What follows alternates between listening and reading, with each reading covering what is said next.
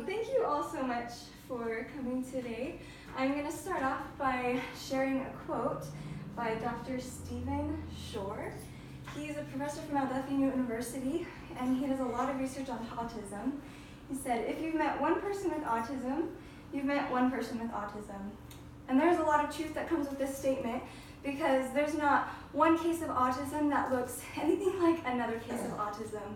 So today we're going to talk a little bit about what autism is and how we can interact with those who are autistic in the community setting.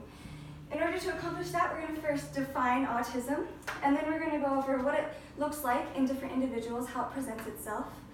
And then thirdly, we're going to go over how to respond to someone who has autism when you're out in the community, like at the grocery store or at the movie theater or the park or something like that.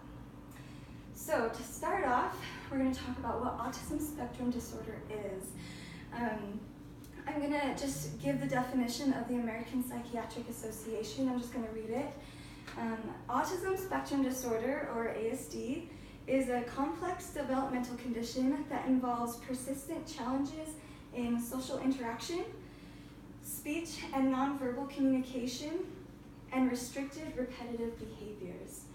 The DSM-5, which is just a manual that talks about all of the different diagnoses of mental illness, they say that there are 3 different levels of autism. So it can range from having a high level of autism to a very low level of autism. And the symptoms range. It's kind of hard because there are so many varieties of autism. And we're going to go over some of the most common characteristics. These characteristics I got off of the Autism Speaks organization website, and that's a really good resource to go to if you're interested in learning more. So we're just going to talk about the main 3. So challenges with social skills. This would look like someone who has little to no eye contact or very little emotion in the face, is just kind of deadpan.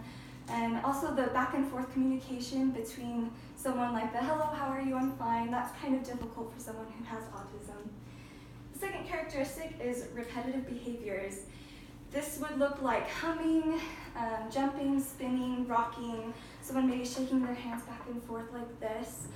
And to us, this would seem like abnormal behavior, but for someone who is autistic, this is very natural and normal for them, and it's because someone who is autistic, they're just very sensitive to stimuli, and so touch, sounds, lights, being surrounded by a lot of people, this can be really stressful for them because their senses are just really heightened.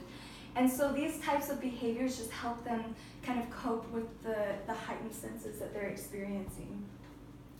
This third characteristic we're going to talk about are speaking difficulties. This can range from being completely nonverbal to someone who has kind of an awkward time talking with someone, or they may even know only a few words, or they may only know some sign language. It just really varies. And so a lot of these characteristics are kind of present themselves differently among people, and that can be difficult to know how to interact with someone who is autistic because you may not know exactly what characteristics they're going to have or how they're going to react to certain things. But there are some simple things that we can do when you're approached by someone in the community setting. And so let's say that you're at the grocery store and you see someone like shaking their hands back and forth, and it's kind of strange and you're not really used to that. The first thing I would say is just be kind. And this kind of seems like a no-duh thing, but it's important to remember that those who are autistic, they are human beings, and they have feelings, they have thoughts and ideas, they have opinions, they have interests and dislikes, and so they deserve the same respect that any other human being deserves. They just take things in a little bit differently than we would. The second thing is be accepting of them. I have a friend that I work with. He is severely autistic, and he's very friendly. He loves going up to people and shaking their hands. He loves telling every single person he meets that he loves them. And that would be a little bit alarming if you're just kind of doing your grocery shopping and this 35-year-old man just comes up to you and shakes your hand and says, "Hi, bud, how are you? I love you." And it's kind of like, okay, that's a little odd. But just remember, taking an appropriate response would just think, okay, maybe his mind is working a little bit differently than mine is, and just say, "Oh, thank you so much. That's so kind of you, and I hope you have a really nice day." And that's all you have to do or say to them.